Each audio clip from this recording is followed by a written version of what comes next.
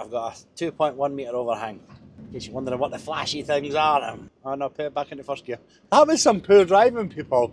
Get right on my hoop, swerve side to side, flashing his lights, flashing his lights. I do have a house name, I'm not even going to try and pronounce it. Morning, Sweet Pea. Welcome back. Or just welcome if you've never saw me before. My name's Jay, and I am one very ill truck driver. Class 2 today. I do class 1 as well. If you've watched me before, you probably know that. You excuse the potholes. But if you're wondering what I do, I deliver steel, rebar to the building industry, construction sites. Everything from new build homes to wind farms, hydropower plants. So I can be anywhere for housing schemes to up the side of the mountains, basically. And I do it all on a truck. Sometimes not very well, but I do try. I'll try and keep this as upbeat as possible. You might notice I've got my beacons on. Yes, I am driving with beacons on. And the only time you should be driving with beacons on is if you're extra long, extra wide, or extra slow. It's the only time you should have beacons on. There's no need for them otherwise. But today, we are extra long. I've got 10 metre long bars on the back of the rigid, and the bed on the rigid is 7.9 metres long. So yeah, I've got a 2.1 metre overhang. So the beacons are necessary. I've also got red and white streamers all over the bars because it's just a thin bundle. You can't trust people to pay attention to the beacons because there's that many people that drive about with beacons on for no reason. So they just become a part of the furniture, as it were. And they are they're there to alert you of a hazard. And in my case, it's bars hanging off the back of the motor. So, in case you're wondering what the flashy things are and why I've got them on, that is why. We're on Ferry Road now. It is 8 o'clock and we're heading to a place called Blairhoyle. It's just outside Calendar. Thank you for that, mate. Thank you. Somebody let you go. Come on, somebody let him go. Somebody let him go. Nah. Typical Edinburgh driving, eh? Why would I let him go? I need to be one car in front. You're welcome, mate. On you go. Oh no, put it back into first gear. What? Eh? Oh, mate. That was some poor driving, people. If he had went far to the right, he could have got round that corner, no bother, without affecting any of that traffic. I thought he was going right. Ah, some people, on you go, mate, on you go. Ah. Right, anyway, because it's still a little bit dark, I'll switch these off for now, and I'll put you back on when it's a bit lighter. Right. This is why I hate starting later in Edinburgh. We're on Queensferry Road, and we're doing an average of about 1 mile an hour. There is roadworks. No affecting the traffic in the slightest, because this is how it always is. It's 8:20. I'm not getting very far. I've been driving for half an hour, still nowhere near having got out to Edinburgh yet. If I went to bypass, it'd be even worse.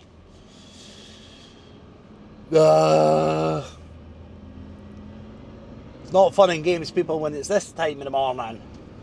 And in case you're wondering why I left later, it's because I had to drop the Arctic off for its 8-week inspection. Unit and trailer, I'm told. At my garage, Colin, watches my videos. Good guy. He noticed I'd been saying about the beacon switching off all the time, so he's got to have a look at them. I never bothered mentioning it to him because I just thought it'd be a loose wire, and it's got to be a nightmare to try and sit and find a loose wire. But he thinks it might be the relay. He says the relay can overheat, so hopefully it's that and it gets them fixed, people. That would be nice, because I hate having unreliable beacons. But they're obviously not necessary for me to be on the road, so they're not important as far as like companies are concerned. they're not of great importance. Obviously, need them on the building sites, but half the time they go off anyway, and I'm already parked up by the time they went off, so that's an absolute non-issue. And give a wee shout out to Chris as well. He's been trying to help me with some titles and thumbnails, but he drew as much of a blank as I did. It's actually a video, it's uploaded and I've got a title and a thumbnail on it. I don't know how good they're going to be, how well it's going to do. I also brought a wee feature back. I don't know if you'll notice it. You might not. It's a YouTube thing. I was reading that I made the mistake when I took it away, so I brought it back. Let's see what happens. I'm not going to waffle on too much in this traffic because there's nothing to see except for the back end of that bus. That's probably going to ruin me a wee bit down here when it gets to the bus stop. We'll see. Because nobody will let me out. I'll be stuck here for however long that bus is at the bus stop for. So, hey ho, is what it is, as you say. We will crack on regardless. Hey, we're almost on an hour's driving. 58 minutes. We're on the M9 at last. God, it feels like forever. I'm not used to starting early in the morning and just getting right through Edinburgh in like 20 minutes. It's the usual time for getting through Edinburgh. Either way, bypass or Queensferry Road, takes about 20 minutes. But any time after 7 o'clock, take you upwards an hour. We got through not too bad. Let's say we're on M9, so I'll try and take the win for that one. Compared to some days, not too bad. The M9, this is Wednesday, so the previous Friday was that Stormy Owen, or however you say it. Probably just butchered the hell out of it. We got absolutely hammered with it. I was out on a Friday morning, believe it or not. I was out in this, I went to East Kilbride. It was one of them. I got asked if the storm wasn't hitting us till 10 o'clock, so I was in East Kilbride for 8 o'clock. In fact, no, 20 past 7 I was in East Kilbride for. So I got there and back for, I think I was back in the yard for 8:45. Quarter to 9 was it? Aye. 8:45 I got back to the yard and we all got sent in. But the clean-up's still happening, and this is why I mention it, because the M9, a lot of the trees along here got absolutely hammered and fell over. So on the hard shoulder, it just looks like that. So the clean-up crews are out, and I could see all their beacons. So I moved over nice and early because there was a good bit of traffic coming up behind me. It was Duke and Barron in the daylight. They've been on the channel before. But I moved over because I didn't want to try and get over when the traffic was there because there was nothing in front of me. And so I moved over. And as I got up to the lads that were working the side of the road, bear in mind, some of them were right on the white line, sweeping up. Some idiot decided to race right on my backside, get right on my hoop, swerve side to side, flashing his lights. Like these lads' lives mean nothing. His time, I should just move over back into lane one, risk these guys. Again, a lot of people say, there's not much risk, they're on the hard shoulder. One of them could slip and fall. I could have some kind of mechanical failure and swerve into the hard shoulder. I could just misjudge how close they are to it and whack them with my wing mirror. My wing mirror sits pretty close to the head height. God knows I've whacked my head off that countless times just walking around the truck. And at 56 mile an hour, that whacking you on the head, that'll wet you out. That's something I didn't want to live with in my conscience, but if you're not aware, a lot of truck drivers will move on. My brother, he was a recovery driver for years, and he said it was one of the biggest hates in the job. It's working on the side of the road and seeing trucks and cars passing them by at inches, up to 70, 80 mile an hour some places. Didn't do it, just move over. I know it's frustrating and we're holding you up and there's nothing in lane one, but just think about why we're doing that. We're not sitting out there for a laugh, it's not because we want to hold you up. I actually thought the guy was going to pull into lane one and undertake me. But I think I kind of realised why I was there, in lane two. because it wasn't just one, there was like 6 vehicles decently spaced apart, but there was no point in me moving back in to try and get back out again.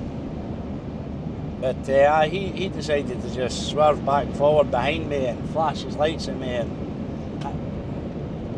I'm sorry, I'm not moving back into lane 1. I'm not risking people's lives just because you want to save 30 seconds. And that's all it would have been, like 30 seconds a minute. The first red light he come to, he's lost any time that he's made up. Just trying to race me off the line sort of thing. Right, we're just coming up to junction 10 for Calendar and Crean-Larrick, the 84. It's some cracking. I can't believe I've been doing YouTube this long and I've still not had a run up to Oban yet, or Fort William. Used to go there all the time, and it was one of the things I thought I've got to start YouTube because that'll just make cracking videos. And so far, nothing. Not even been remotely close. Inverness has been the sort of the best one I've had so far, and to be honest, Inverness isn't even one of the best runs. The A9's I spoke about plenty. It's a shocking road. The views on it are pretty amazing, but driving wise it's just a nightmare. One of the biggest challenges you've got on the A9 is just no falling asleep. It's such a boring road, and it will throw hazards at you randomly, be it other drivers or weather conditions. And this company I'm going to, they're quite unusual. Nobody really builds houses the way these guys do. It's called ICF. Is it insulated something or other? I'll tell you what I'll do. I'll look it up and I'll put it on the screen. I didn't know what it was, and my brains just went, nope. We're not remembering that one today, Jason. You can bugger right off. But basically what it is it's polystyrene blocks. They're hollow, and they go together like Lego, and then the rebar gets pushed into them, and then a concrete pump comes along and fills the polystyrene with concrete. It's supposed to be one of these more energy efficient homes, you know. It's really well insulated. It was marketed as being really easy to build and all that, but it's never really taken off in the UK at all. I know there'll be somebody that'll go, oh, I know somebody who does it all the time. There is builders that do it, but this is the only company that I deliver to that build that way. And I'll be honest, when I see it, I just think it looks like a major faff about, right? Kerfuffle for what? I'm going to say it doesn't make sense to me. It kind of makes sense to me, but at the same time, it's like, is it worth all the extra hassle? I mean, these guys rarely ever have machines on site. Everything's mostly dug. I mean, if it's deep foundations, they'll get a machine, but for the most part, every time I've delivered to them, everything's been hand dug and hand built, which also means that there's highly unlikely that there'll be a machine there to lift stuff off. Sorry, I'm looking over at that. There's piling machines in that field. That might be getting some building done on it. I need to keep that in mind. Aye, they build in the most obscure places. I was actually expecting this to be away in the middle of nowhere, but in terms of truck driving, it's not. It's right off the 823, I want to say. 8873, it's on my twat nav. The 8873. So we'll see what happens when we turn up, but it's going to be a handball. I'm probably not going to film it, which is not the end of the world either, because I've noticed if I make the time lapses too long on the tips, people are skipping it. So lesson learned. I'll try and squeeze them right down to about 15 seconds, and you can just listen to me blather on while you watch it, and then you can come back to me. Right, we're just over 4 miles away, but I'm taking it a bit easy because it's quite a narrow road, and the trees around here have all took an absolute hammering as well. I'll tell you what, the The roofers and the fencers must have thought it was all the Christmases rolled into one when that storm rolled in. I'm not going to try and say the name of it because I'll just butcher it even more, but you know what storm I'm talking about. We all felt it. But aye, they must have been rubbing their hands thinking, oh, the money. Because even some of the, shockingly, some of the new builds, the roofs were getting ripped off. Like, finished new builds. And I don't know if anybody watches TikTok or that or YouTube shorts, but there's a lad on it who does the home inspections before you buy your home. And so, with the new builds, just a quick explanation. With the timber kits, they throw up the timber frame, then it gets a breeze block skin so far, and then it's just brickwork, and what ties everything together is the roof. And he keeps finding that a lot of the roofs aren't braced properly to the walls, and that's starting to show now because of a storm like that, and it's ripping roofs off houses. I think there needs to be better building control when things are getting done like that, because roofs should not be getting ripped off in new builds, that's for sure. Mental to think that you can spend crazy money on something like that, and I don't know how it works with insurance, but there's been an awful lot of act of God getting bandied about. So insurance will only pay it, it'll be up to yourself to sort of figure it out.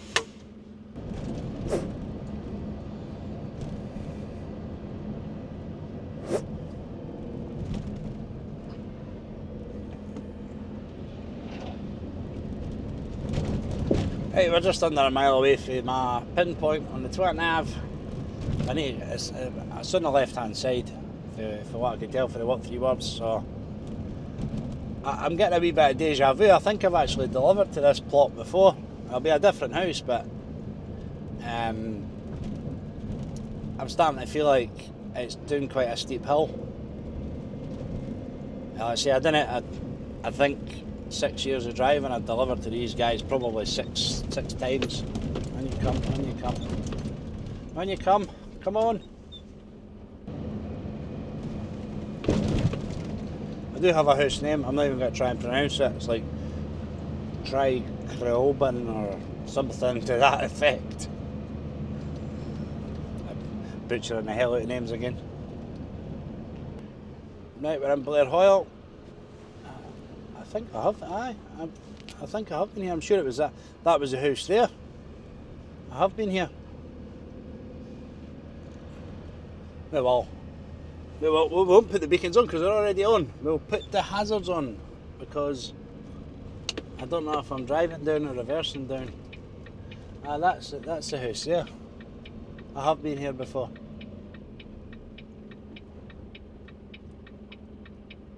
I wonder if this is their actual own house.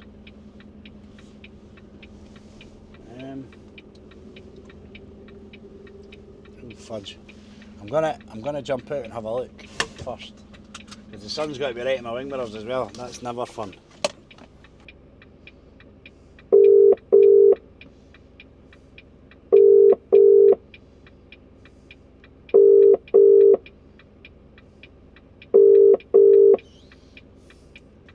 Welcome to the O2 message. I don't know why people get their phone numbers out if they're not going to answer their phone, I'll reverse into the driveway and go and tap on some doors, see what happens there.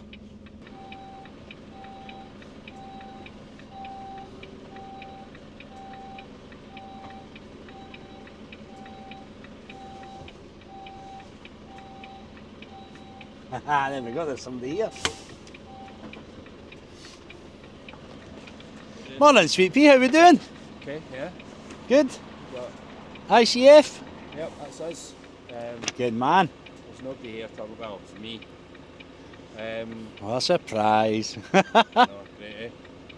Yeah, I delivered to that house when you were building it. Yep. That'd be about five years ago or something. Yep. I thought I'd been here before. So I come down. My problem would be when I'm leaving, buddy, because my back end's extremely light It's actually when she's empty, and she just slide on this. concrete here, but further down, but it's but this bit isn't it? I mean, I get what you're saying, and I would, but you have absolutely nothing here. If I can't get up that hill, I'll slide right into that.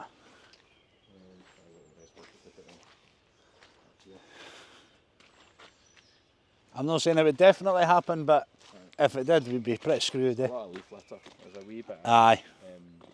Right, I'm sweating like a pig, folks. I'm so unfit, it's unreal. Yeah, you might notice I'm facing the different way. They want me to at least try and get to the top of the hill so that I don't have to carry it so far. My lad's father-in-law turned up, so he was able to give us a wee hand as well. I don't know if I'm making this corner. I could have been closer to that actually. I am making this corner. The embankment's quite raised there. I don't know what to catch my bumper on it. Oh, I need to do something about these fitness levels. Oh, I'm going to have to try and go right out to the bush and then reverse back in here to make that. It's an extremely straight road in both directions, so I should be able to do it, no bother. I'll leave the beacons on now while I do this.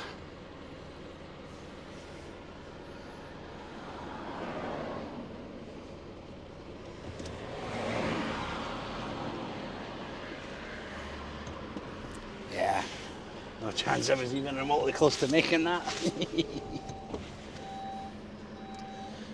I may knock over a cone. Don't cry about it. Oh. Time is it? 20 past 10. Woo, we've been there a while. There was meant to be somebody else coming, but allegedly his van broke down. So he did not turn up. It was just the three of us. It came off not too bad. So at the 10 metre long bars, I couldn't get my edge protection. The bar for the edge protection, it's jammed in. It's buckled a bit. It's jammed itself in, and because if I had a machine, I'd be able to pop it out. Then if they had a machine, they wouldn't have needed to handball it because the machine would have lifted off. So you know, it's a moot point. Right, I'm heading back to work now. I'm out in the Arctic tomorrow. Well, like I said, it's in the garage just now, so I think what will happen is I'll go back, I'll dig out the stuff that's to go in the Arctic and I'll put that aside, and then probably about 2:30 I'll get taken for the Arctic. So, oh easy, get your inside of the road, Jesus. I need as much of my side of the road as I can get, especially with that. I don't want to be anywhere near any of that. I have put the beacons off. I was asking them about the ICF building and stuff. Now they said there's quite a few folk that do it. Maybe the others are just going to get the rebar for us then. So what I was saying about nobody doing it in the country, I could be completely wrong. I just, again, pull facts out my ass, people. I just make it up as I go along and hope I'm correct. Usually if I'm not, somebody will be right in the comments telling me I'm not correct, and usually telling me what an idiot I am for thinking like that, and you know, the usual stuff. But anyway, tomorrow I'm going to Arbroath. It's for a new retail park, and then I do know where I'm going after that. Balado. I'm popping into Balado, but I will need to go back to Balado again at some point because we don't have all the stock that they're wanting, so they're going to get a partial load, and then I'll probably pop back later on next week with the rest of the stuff when it comes in, because our accessories usually come in on a Thursday, Friday, so obviously I will not be there. Ooh, somebody went off there. See, that's why you didn't hammer it in the country roads when they're a wee bit narrow, folks, because you catch a soft verge like that, it's really easy to go over, especially look, the field's down lower. What speed? I don't even know what speed. 35 mile an hour, that's probably why they got a bit irate. We're not in any rush, there's only 20 past 10, no point in rushing. Oh, I've got to put that window down now because my god, I'm rusty. That's because the heating's on, that's why I'm rusting. I'll go back, have a wee spot of lunch, and then I'll get into work and get that stuff dug out. I'm contemplating filming loading the mesh, but we'll see. I'll say again, like I said, I was contemplating filming that, but then there was not much point. Yeah. Who wants to watch a bunch of men get all sweaty over a couple of ton of bar, eh? Oh. But anyway, if you notice what the wee addition was to what my normal videos are, well, it used to be my normal videos and I changed it, now I'm changing it back. If you notice what it was, comment down below what you think it was. I've still yet to try and get my drone out. It will happen at some point, I just don't know when. Maybe in the summer months when the weather's a lot better. It would have been nice to have brought it here, but I never thought about it, so whoops. Anyway, like I say, if you want to support me you can. If you don't want to, that's also fine. Watching the videos is plenty enough for me. Forecast of it, so anyway, that'll be the end of the video.